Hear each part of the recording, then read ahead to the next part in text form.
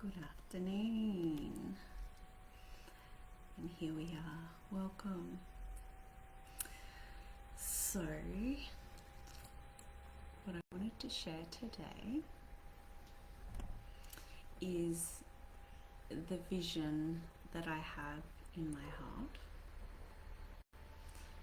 and in doing so, is in me revealing that, is for me to phrase the question to you is, what is the vision in your heart?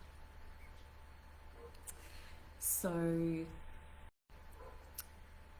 the vision that I have in my heart, and it drives this, it propels me, it pushes me forward to jump on live and do these videos. It propels me to create an online group called Joyflu.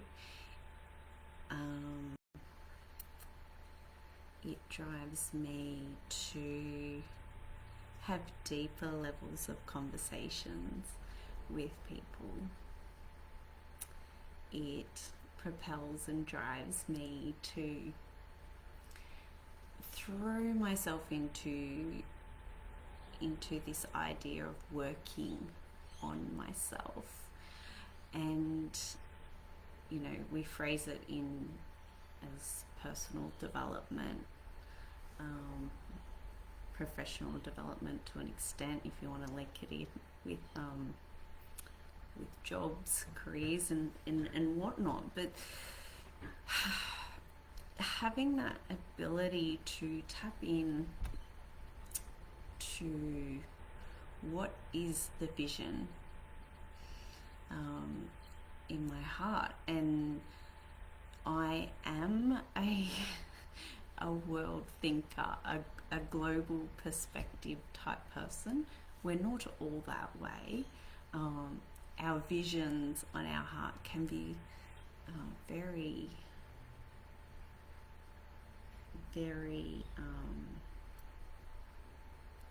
I guess from a location perspective, can just be my world, my house, my family, my friends, my community.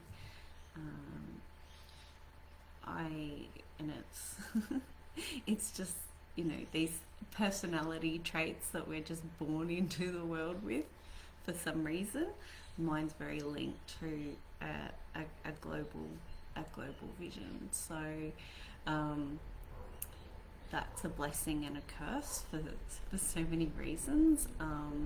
A lot of the work that we do in personal development is self-responsibility and controlling what we control, and to have a global vision, well, that opens myself up to a lot of personal pain, in that you can only control what you can control. And if you've got a vision for at a global level, there's only realistically there's only so much I can do. But as I said, it's not necessarily about being realistic here. It's just what's there that screams out. And in essence, so the vision that I have on my heart is this idealistic view of the world about how humans can be in this world, how we can choose to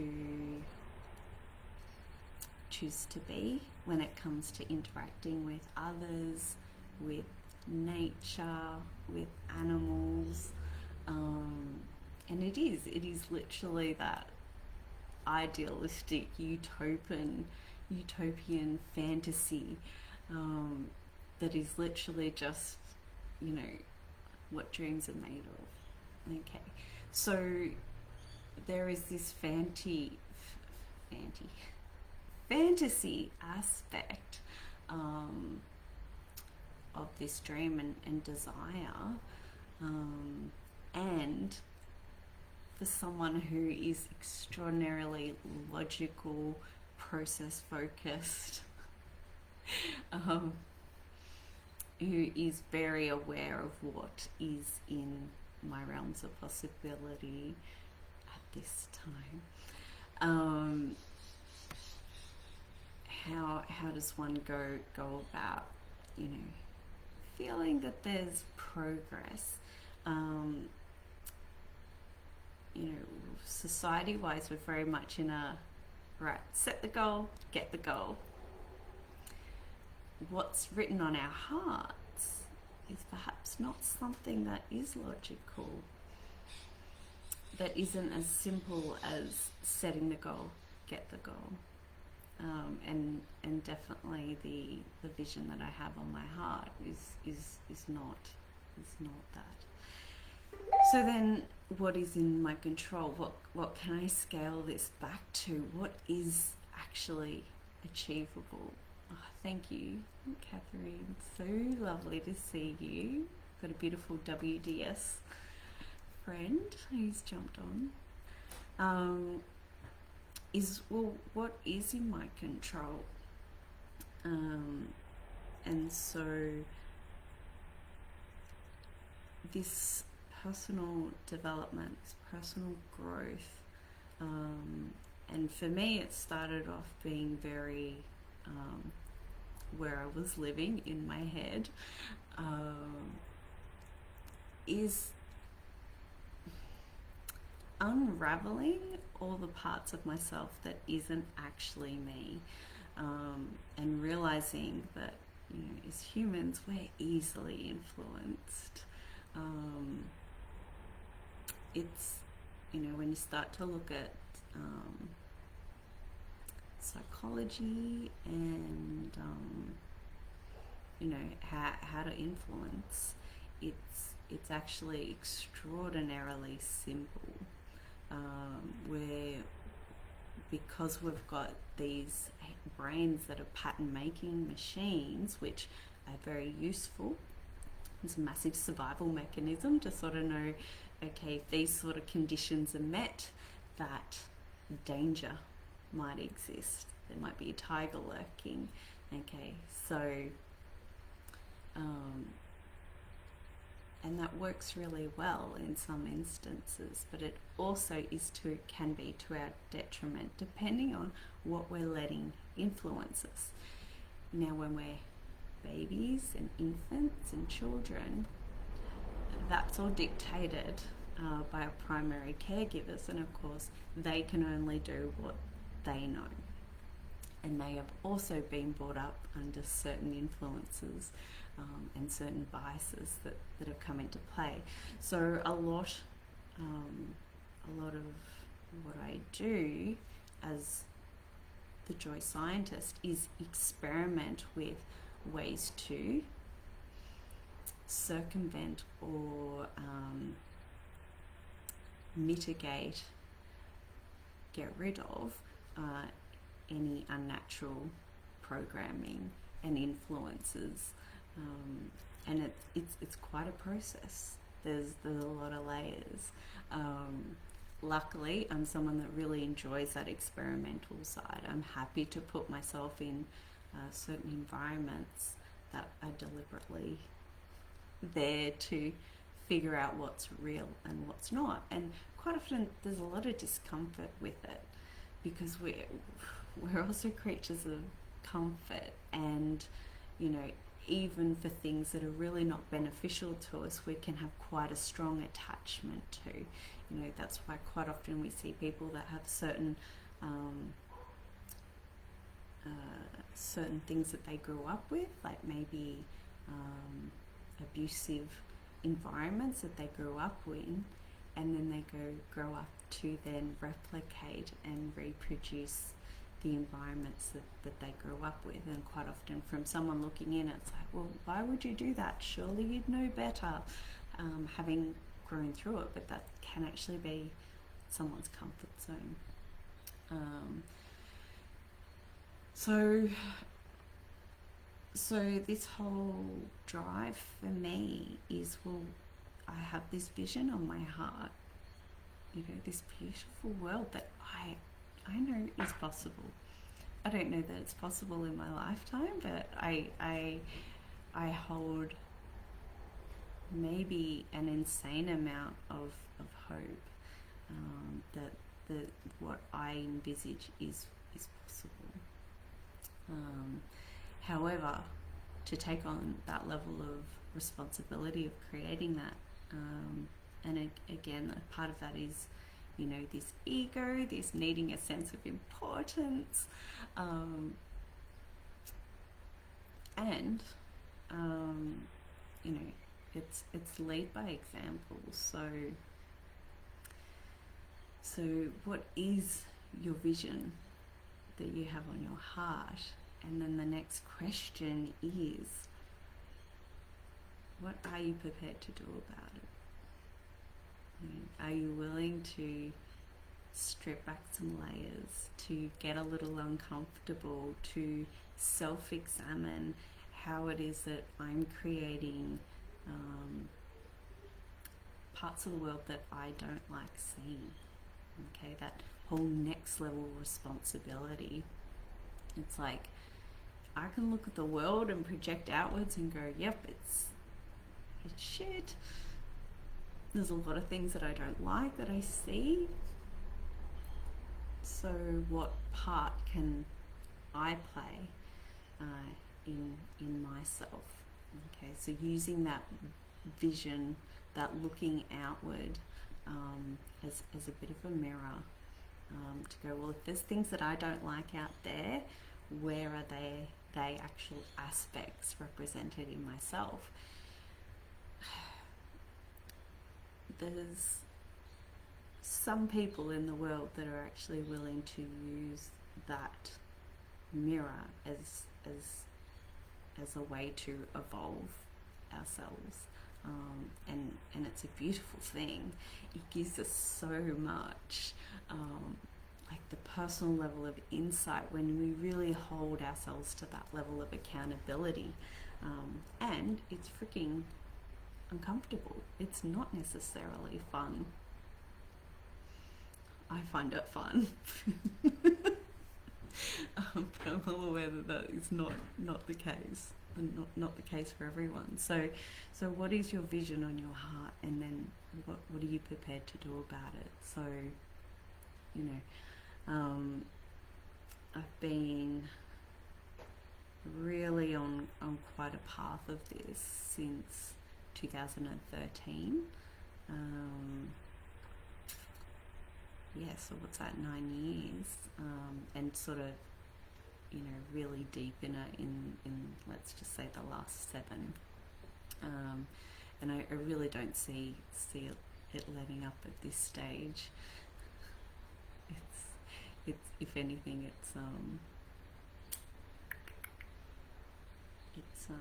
accelerating. But then again, that's what we're seeing reflected externally as well. The world is literally upside down. It's like, okay, so because I'm upside down, I'm turning myself inside out and discovering those aspects and parts that remain hidden or repressed. So, it's I just find it really curious and interesting, and I spend time contemplating. It's like, well, how did we end up tied up in this ridiculous position? And as I said, there's two sides to everything. Like, you can look at the world and see all the amazing, beautiful things that are happening, and there is plenty of that. Okay, it's that idea of like, where am I focusing? Okay, and equally there's plenty that is pretty icky. It's not pretty. But this is the thing: as humans, we've got this insane coping ability, and that's very easily this idea of misdirection. It's like, okay, I'm only going to focus on this. The day-to-day busy, the job, the roof over the head, my family, all their needs, taking care of the people that I care about. we can easily just wrap ourselves in that and not actually ever look any deeper than that. And that's totally acceptable. In fact, that's the normal. That's the, if I just focus on my little thing, I can pretend all that stuff isn't there. But equally, as out here, there's a whole lot going on in here. There's the bit that is content with my world, and then there's this niggle. For some, it's a niggle. For some, it's just this sense that something's not quite right, something's off. And then for others, it's more obvious. Okay, and we can see that when often people display quite erratic or what would be deemed as inappropriate reactions. I actually don't necessarily think that, but that's what it gets displayed and labelled in our society. So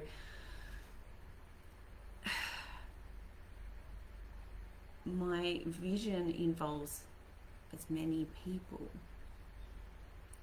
connecting with that deeper level of self, the moving of layers that are not us, the programming, the cultural, the society expectations, and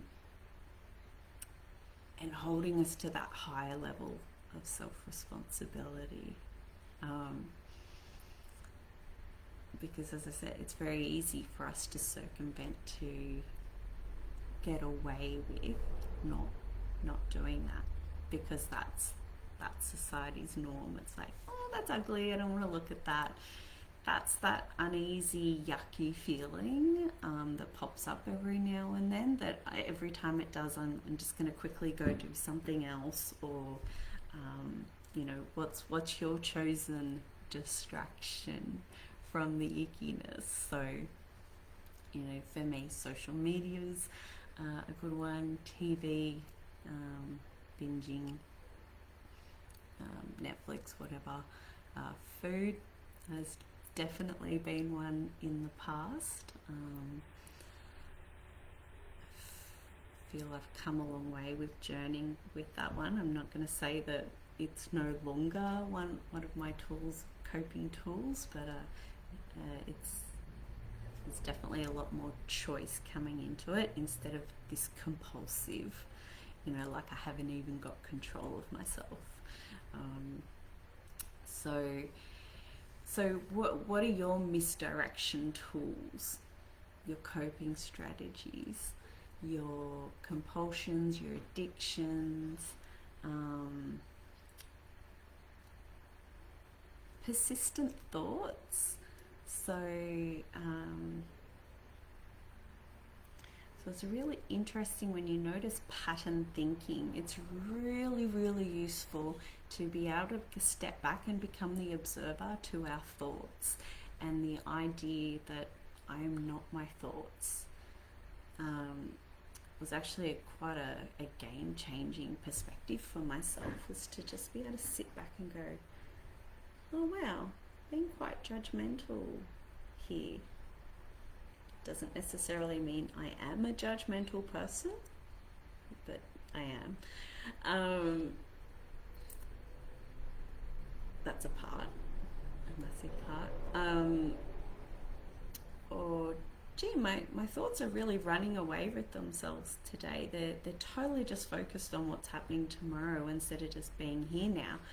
Wow, that's interesting. And by stepping back and becoming that observer to the thoughts, I am being present, because the thoughts are for tomorrow, but now as the observer of my thoughts, I'm actually here now, just like watching the little movie that is the thoughts that are going on in our heads.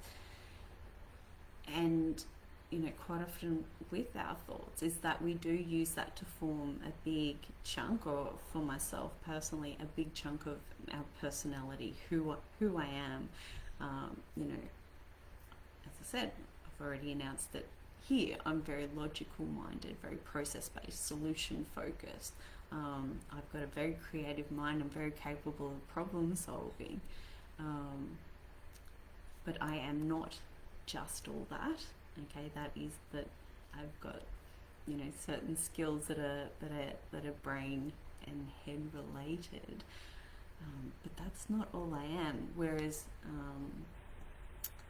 in previous times, before sort of having that ability to sit back and observe my thinking, I thought that that's all I was. I'm like, well, I'm a thinker. I constantly think, you know.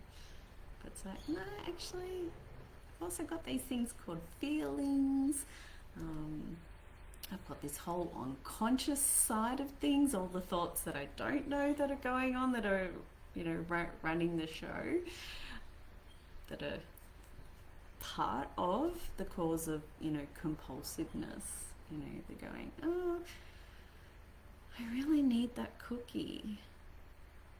It's like, no, I don't. It's just I'm feeling a bit icky, maybe some anxiety, maybe some stress, maybe, you know, something's going on in my environment that I'm not really wanting to look at. So the cookie is the misdirection. It's the coping mechanism, so I don't have to look at that ickiness.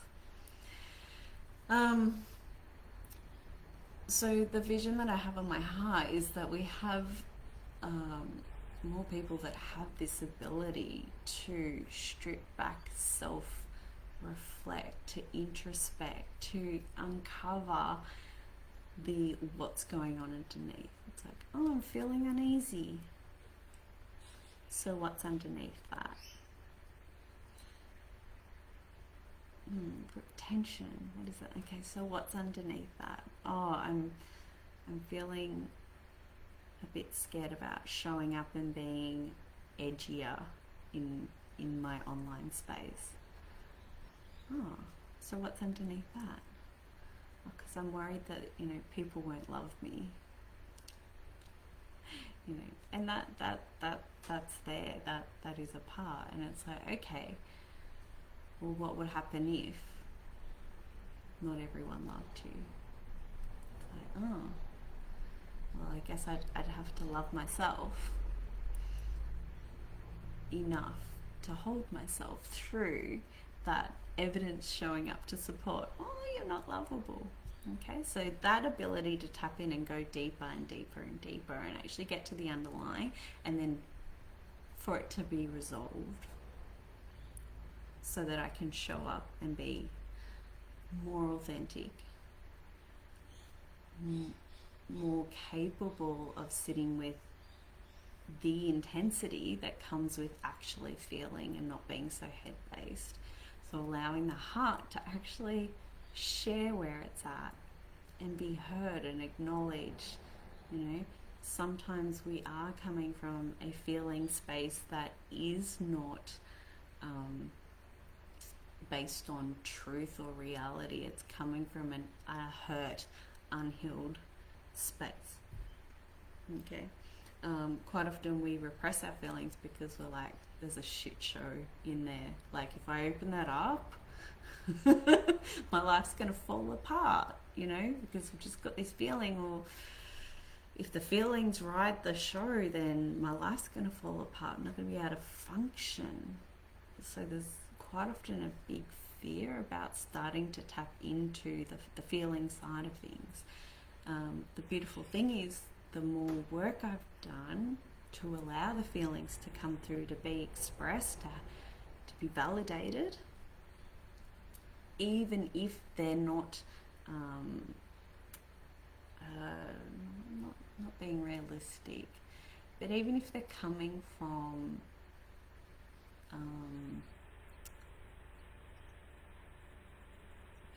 what's the word, where they're not in aligned with what's going on, because they have been repressed for so long, that they're not going to destroy my entire life. And you know, basically I feel that my experiences are the evidence to show that that isn't the case. Okay, that I haven't destroyed my life through allowing the feelings to come out, being expressed, and had time. There's definitely been time where I need to go offline and not share them, or just, give yourself those downtimes to sort of work through those periods. But it certainly hasn't blown up my life, which, that's hopefully reassuring, to that is possible. So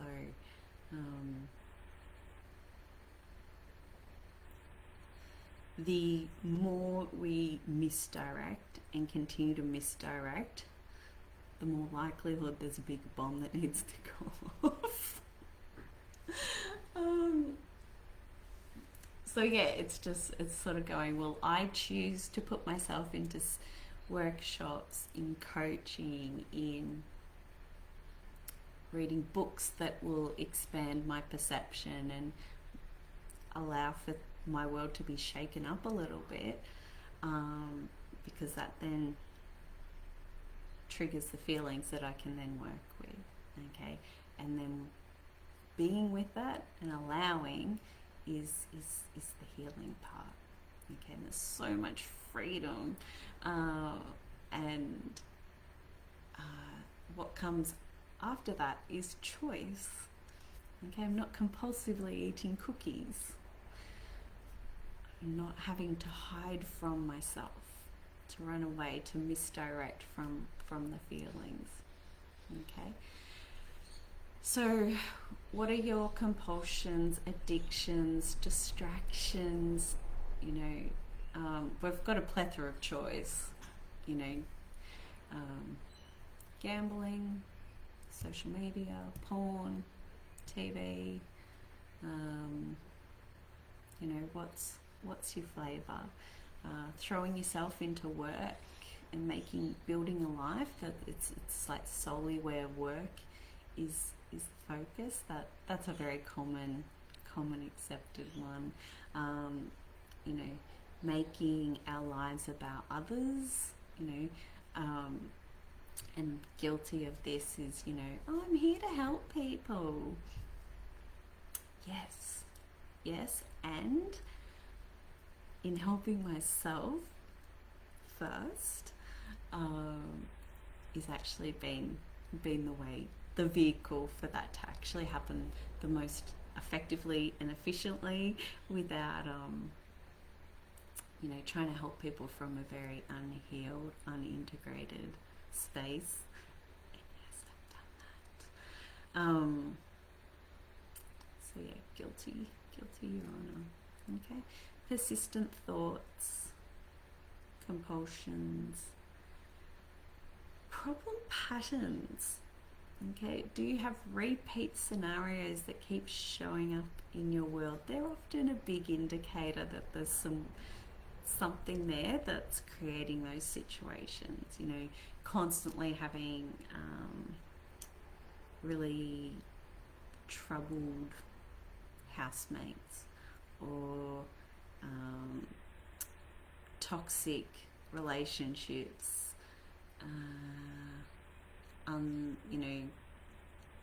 being friends and then not feeling supported by those friendships, and finding you're the one that's being the support constantly, going into jobs and repeating situations in jobs. Okay, they're just these beautiful signposts to sort of show, hey, there's something going on here. Okay, I know it looks like it's not your fault, and I use the word fault loosely, just to honour,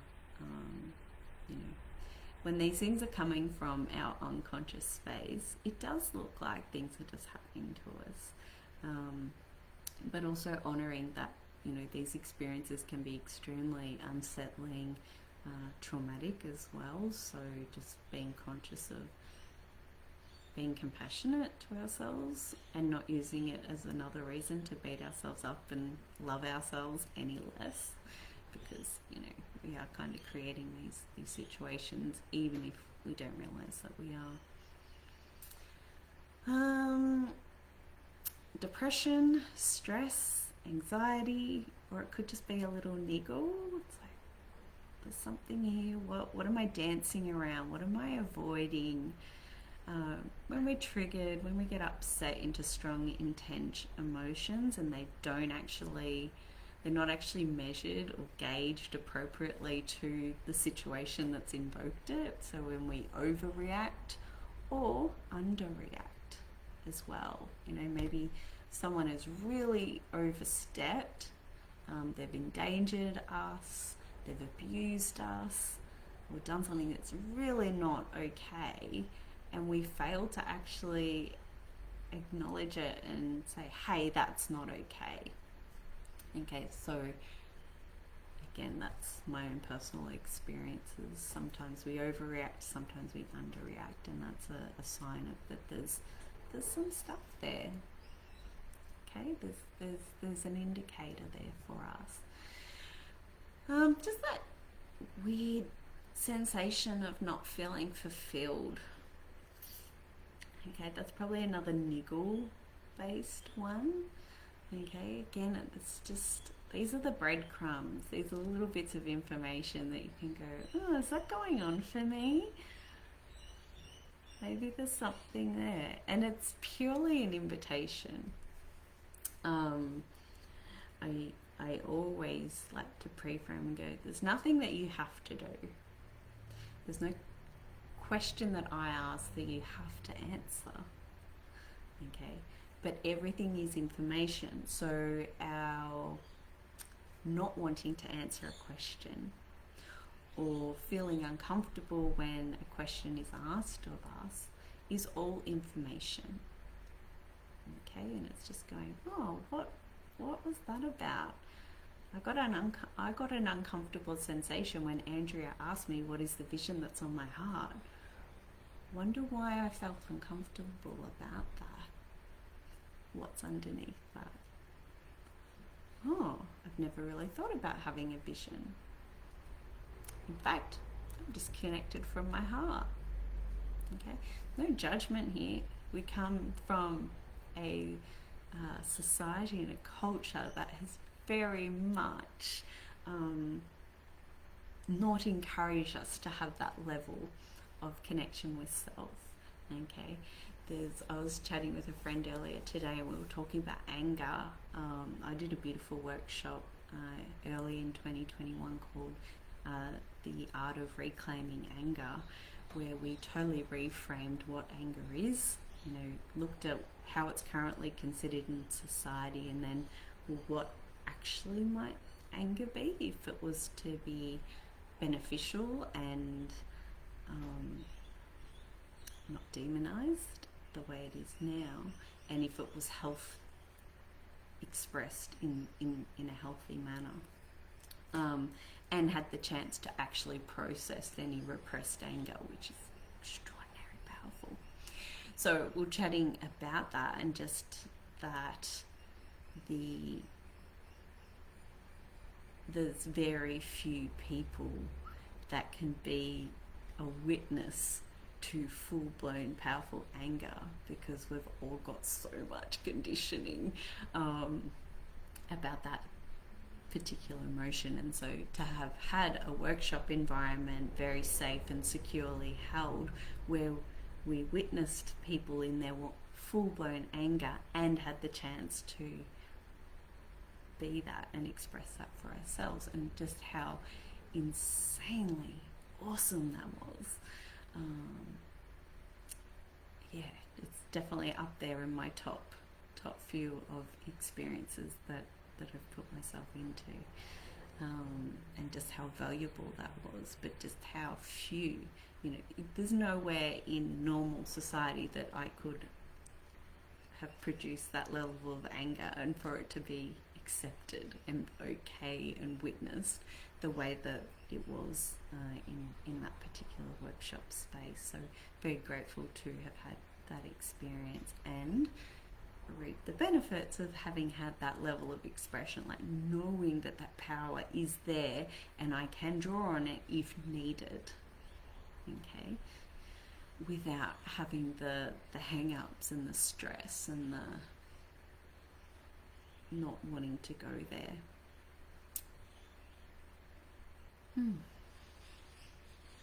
So my vision for the world comes from people, lots of individuals being deeper connected to themselves, to have that ability to go that deeper level of themselves, have a deeper understanding of themselves, a deeper connection with themselves, and then to be able to connect from that level and provide these sort of spaces where that deeper level of expression is actually invited and encouraged, because that is a big part of the human experience and functioning as humans. You know, we've got a society that, you know, has a lot of rules, and a lot of unspoken rules about how we should be, how we should behave, what a good functioning human looks like. And it is, when you start to strip it back, we're quite pompous,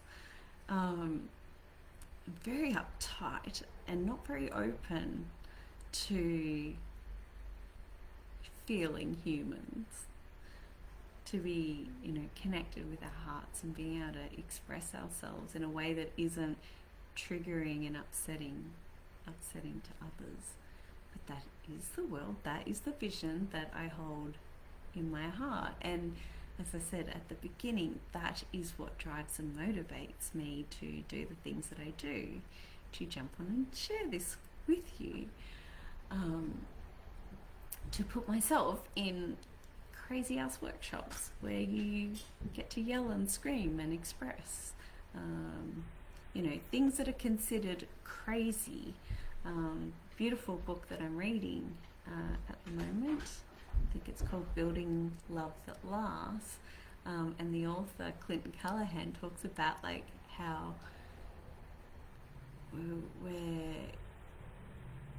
we actually don't want to be seen as crazy. Like, that's a big unconscious fear that we have. Like, I fear looking like a nutter and crazy, doing the things that I do. But it's a part of the makeup. It's a part of the vision that's on my heart, which, as I said, that's the driver. That's what puts me into those situations. And then now, okay, so I've been doing all of this, but I haven't necessarily been sharing it because there is that innate fear of, well, you might just think I'm crazy.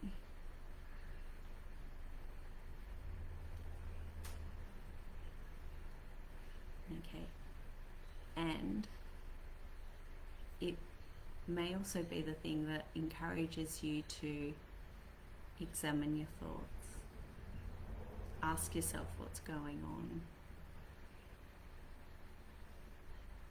to connect with yourself deeper and look at what's going on externally that perhaps is a reflection of what's going in.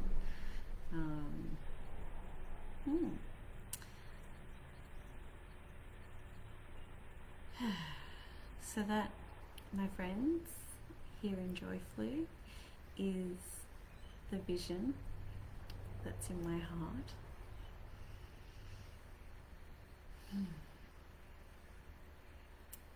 If you have any questions, feel free to use the comments. Feel free to send me a private message. I am very welcoming and very inviting of these levels of conversations. So if you want to know more, please reach out. If there's anything that resonated that you want to know more of, that you would like me to expand and enhance on, please do. And till next time, thank you.